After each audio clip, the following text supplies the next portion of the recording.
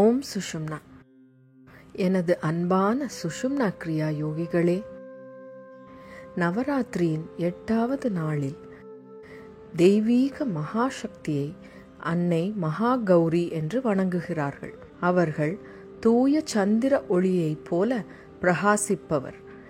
அவருடைய பெயரே தூய்மை, அமைதி மற்றும் தெய்வீக அழகை குறிக்கிறது.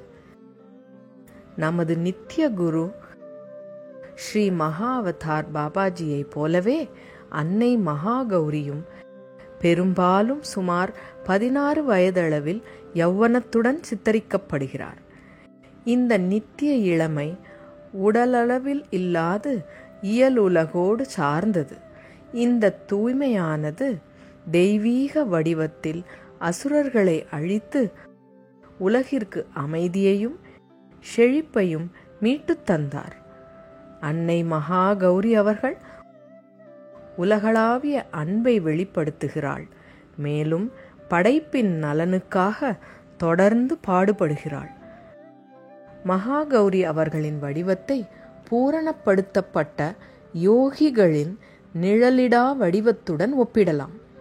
தீவிர சாதனை மூலம் உணரப்பட்ட குருமார்கள் பௌத்திக உடலின் வரம்புகளை கடந்து பிரகாசமாகவும் காலமற்றவர்களாகவும் தெய்வீக ஒளியால் நிரப்பப்பட்டவர்களாகவும் இருக்கும் உடல்களுடன் காணப்படுகிறார்கள்.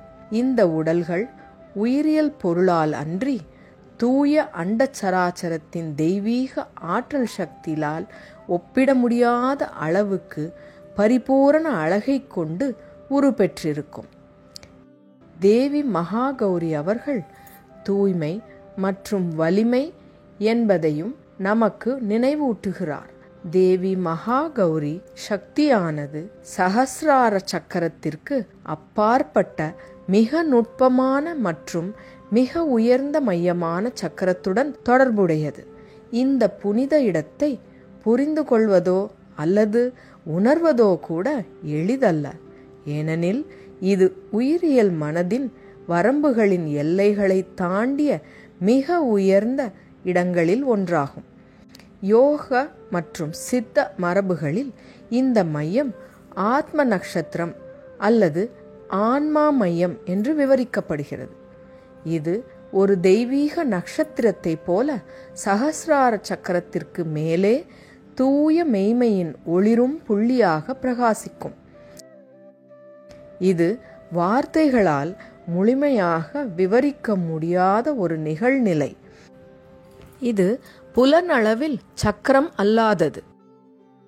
யோகிகள் தங்களை பூத உடலாகவோ அல்லது மனமாகவோ உணராமல் எல்லையற்ற நித்திய ஆன்மாவாக மெய்மையை அனுபவிக்கும் ஒரு பிரபஞ்ச வாசலாகிறது. தேவியின் அருள் அமைதியையும் செழிப்பையும் தரட்டும்.